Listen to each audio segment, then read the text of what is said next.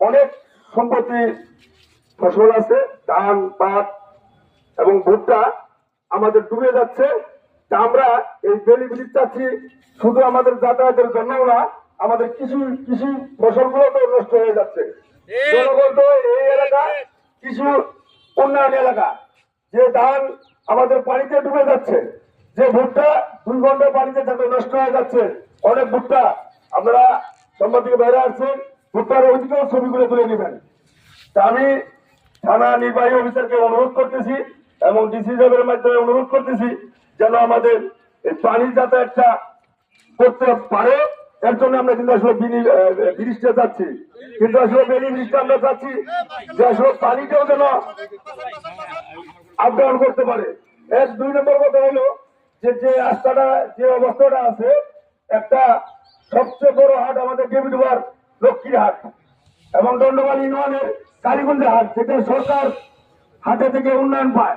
লক্ষ্মীর হাট, শান্তির হাট, এখানে অনেক ব্যবসায়ী আছে, বাদাম, ভুট্টা, ধান, কিন্তু তাদের এই রাস্তার জন্য তারা ব্যবসা বন্ধ হয়ে যাচ্ছে।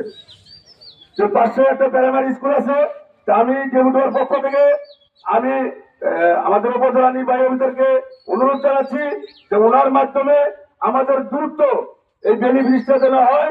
আর যদি আমাদের কন্ডাক্টরের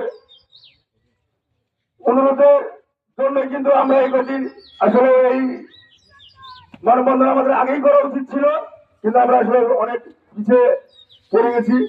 এই কারণে পিছিয়ে পড়ে গেছি, আসলে কন্ডাক্টর যেটা আস্থা করে আগে, তারপরে ব্রিজের কাজ শুরু করে। কিন্তু আমরা দেবীগঞ্জেই দেখলাম যে আসলে আস্থা ব্রিজের কাজ শুরু করছে, কিন্তু আস্থার কাজ শুরু করে নাকি। আমি আসলে এই দেবীগঞ্জ থানার এবং দেবীগঞ্জের পক্ষ থেকে আপনাদের কাছে অনুরোধ জানাচ্ছি, যে পর্যন্ত বেলি ব্রিজটা না হবে আমাদের এই মানববন্ধন আমাদের চলমান থাকবে এবং আমাদের চলমান থাকার যে ধানগুলো আপনারা দেখতেছেন, সামনে দেখেন এই 2 মধ্যে ধানগুলো কাটা পড়বে, কিন্তু আর 8টা দিকে আজকে বৃষ্টি হয়, তাহলে বৃষ্টির মধ্যে ধানগুলো ডুবে যাবে। আমি সর্বশেষে আমাদের উপজেলা নির্বাহী অফিসারের কাছে অনুরোধ রেখে আমি আমার সংক্ষিপ্ত কথা শেষ করছি। আসসালামু আলাইকুম, হিন্দুবাইদের আদাব। ধন্যবাদ সবাইকে। এ পর্যায়ে আপনাদের সামনে মূল্যবান বক্তব্য রাখবেন আবুল বাশার প্রধান ভাই। আপনারা দেখতে পাচ্ছেন এখানে লক্ষ্মীরাটের যে মানববন্ধনটি হচ্ছে, এখানে কিন্তু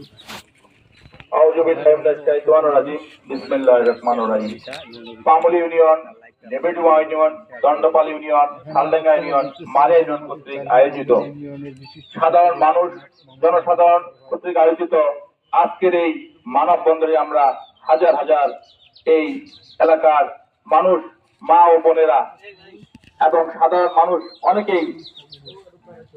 অনেকেই উপস্থিত হয়েছেন। সবার প্রতি রইল আমার সালাম, আসসালামু আলাইকুম ওয়া রাহমাতুল্লাহি ওয়া বারাকাতুহু। হিন্দু ভাইদের প্রতি রইল আমার আদাব। আজকে একটি পরিতাপের বিষয় যে আমাদের এখানে একটি লোহার ব্রিজ ছিল, সেই ব্রিটিশ আমলের ব্রিজ। এই ব্রিজটি ভেঙে ব্রিজ তৈরি করা হচ্ছে 4,58,00,000 টাকার বরাদ্দ, কিন্তু এখানে একটি বেলি ব্রিজ দেওয়ার প্রয়োজন ছিল। আমরা বিগত দিনেও বলেছি, আজ পর্যন্ত এই বেলি ব্রিজটা হইল না। আমাদের এখানে 5টি ইউনিয়নে প্রায় 1,20,000 মানুষ বসবাস করে। আমাদের সর্ববৃহৎ হাট মারিয়া হাট, লক্ষ্মীর হাট, শালডাঙ্গা হাট, শান্তির হাট, কালীগঞ্জ, খোঁচাবাড়ি, এই হাটগুলো, আমাদের এই এলাকাটা হলো একটি বাদাম প্রত্যাশিত এলাকা। এই এলাকায় আমাদের আজকে থেকে 15 দিন পরে বাদাম উত্তোলন হবে। এই হাটগুলোতে আপনার প্রচুর বেচা কিনা হয়, প্রতিদিন কোটি কোটি টাকা, যেই অর্থ দিয়ে আমাদের দেশ এই বাদাম কৃষি পণ্য দিয়ে আজকে আমাদের দেশ নির্ভরশীল। তাই আমি বলবো, আমাদের এখানে আমাদের উপজেলা নির্বাহী অফিসার মাহমুদুল হাসান মহোদয়কে এলজিডি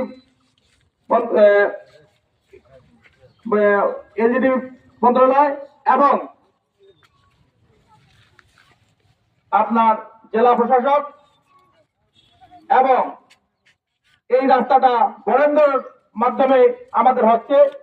আমি সবার প্রতি আমি দৃষ্টি আকর্ষণ করতেছি যে অতি দ্রুত আমাদের এখানে একটি বেলি ব্রিজ প্রয়োজন। এই বেলি ব্রিজটা না হলে পরে আমাদের যে চলার যে গতি, এই রাস্তাটা হলো 5টা ইউনিয়নের মিডিল পয়েন্ট, মিডিল রাস্তা। এই রাস্তা দিয়ে 1,20,000 লোকের যাতায়াত রয়েছে। তাই আমি প্রশাসনকে বলবো অতি দ্রুত এই রাস্তাটিতে বেলি ব্রিজ দেওয়া হোক। যে ঠিকাদার নিয়েছে এবং তাদেরকেও আমি বলবো যে আপনারা তো দেখতেছেন ভাই এখানে জনদুর্ভোগ হচ্ছে, তারপরেও আপনাদের কেন এই সাধারণ মানুষের প্রতি, এই খেটে খাওয়া মানুষের প্রতি আপনাদের কেন এই আপনাদের মনটা বলে না যে এখানে বেলি ব্রিজ দিতে হবে? তাই আমি এখানে অনেক আমাদের গণ্যমান্য ব্যক্তি রয়েছেন, ওনাদের আরো মূল্যবান কথা আপনারা শুনবেন। আমি এতটুকু বলে আমি আমার এখানেই আলোচনা শেষ করলাম। একটাই দাবি, বেলি ব্রিজ চাই, বেলি ব্রিজ চাই, বেলি ব্রিজ চাই, বেলি ব্রিজ চাই। এই ধুল্লিপাড়া, এই ধুল্লি নদীর উপরে একটি বেলি ব্রিজ চাই। ধন্যবাদ। আসসালামু আলাইকুম ওয়া রাহমাতুল্লাহি ওয়া বারাকাতুহু। আল্লাহ হাফেজ।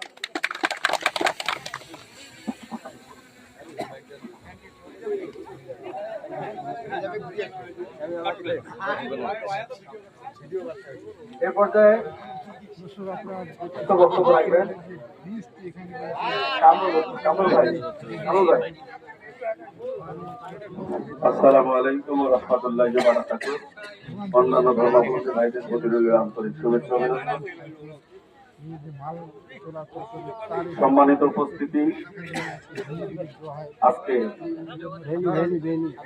আমুলি ইউনিয়ন এবং দেবিদ ইউনিয়নের উপর দিয়ে বিশেষ করে পানি খেলা থেকে শুরু করে কর্তা নদী পর্যন্ত যে নদীটি বয়ে চলেছে, আসলে যেখানে আমরা দাঁড়িয়েছি একটা নদীর উপরে কিন্তু আমরা দণ্ডায়মান, ঠিক না?